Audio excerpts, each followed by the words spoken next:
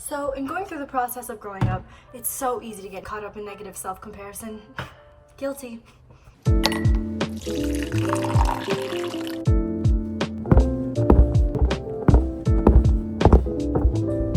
Especially recently, I found myself really comparing features of myself to other people, which is something I haven't done in a really long time. I caught myself in these comparison loops where I actually end up doing a ton of research on people that I look up to try and justify my negative thought patterns.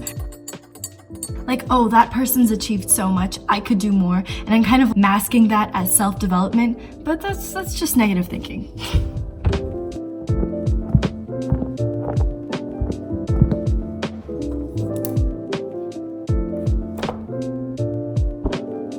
Honestly, I was even speaking about this with a friend of mine recently. It's like the positive side of having a lot of time to self-reflect is that you have this big possibility for growth, but at the same time, you can get caught kind of in this whirlpool of potential growth where it becomes like a ticking time bomb of what you're gonna pinpoint to compare next. And let me just say, these things don't necessarily have to be the assumed physical attributes that we compare. Like, let's not lie to ourselves here. Yes, we compare physical attributes a lot, but there are also the comparisons of goals that people have that I don't, of where someone is in their life, that I almost feel like is worse because it's disguised as a self-motivator, but really by comparing, you're kind of just coiling yourself back even deeper into the hole. So it's not really doing anything and it's just making it worse.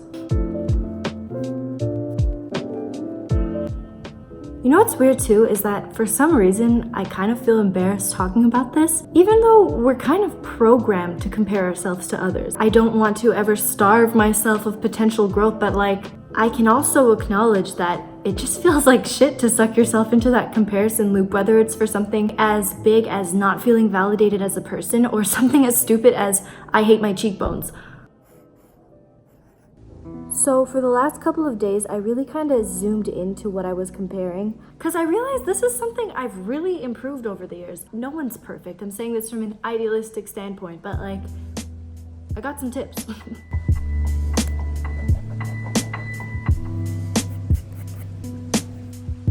So I'm going to be sharing with you 3 great tips and exercises for working on self-comparison. First one is a mind map exercise / quiz that I made to help you really dig deep with your feelings, get a little emotional.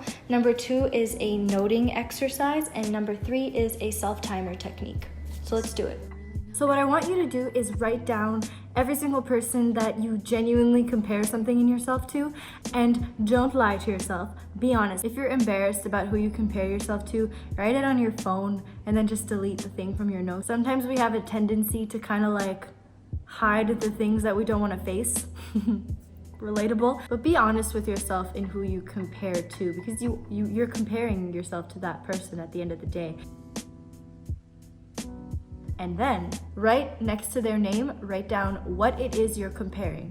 This is really gonna help you see if there are overarching things that you tend to shit on yourself for, or if there's things that you really need to focus on growing, or if it's just a clusterfuck of comparisons. And you're just well, I like her teeth, and I like her hair, and I like that person's smile.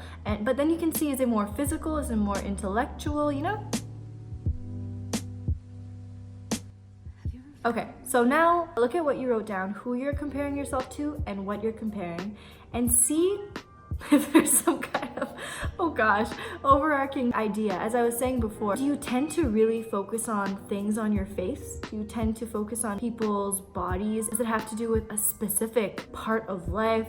Maybe spirituality, maybe communication. Maybe it's all over the place, and that's okay too. There's not one type of comparison that's worse than the other. They're all fucking comparisons. They're all bringing you down a little deeper. First, take either a specific comparison or overarching comparison and ask, can I use this to grow in some way? Completely broadly. If yes, what can I use to help me?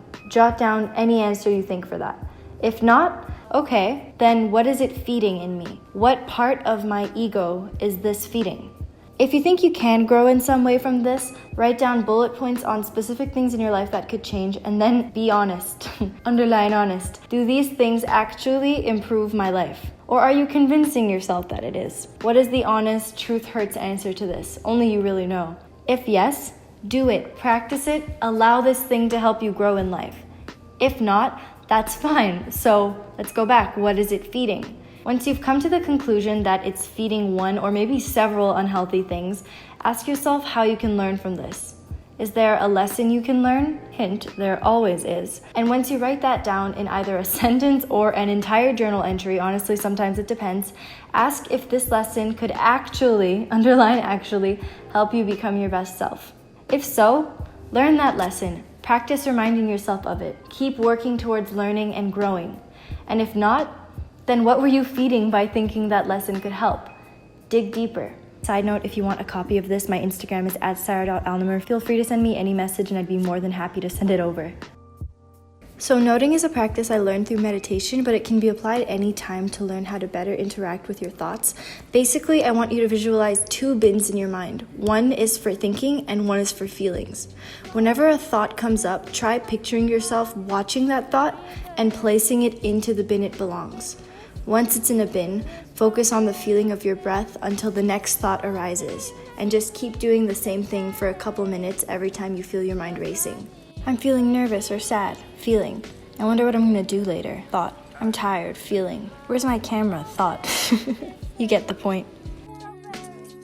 Now the 10-minute technique. Put a timer on for 10 minutes and during that time, allow yourself to feel whatever you want to feel. Get angry and write down your thoughts. Just think whatever it is you're resisting to think. Once that 10 minutes is over, your dwelling time is up.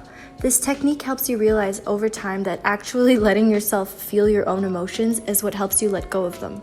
This way we perceive things, this is all a state of mind. Yeah, I'll leave you guys with that. And oh my gosh, Margot! My dog just pooped, so gotta go clean that up. And please subscribe. The majority of people who have clicked on my videos don't subscribe and I work really hard on them. What the f was that self-pity party? Just please subscribe. And I'll see you hopefully in another one of my videos. Bye!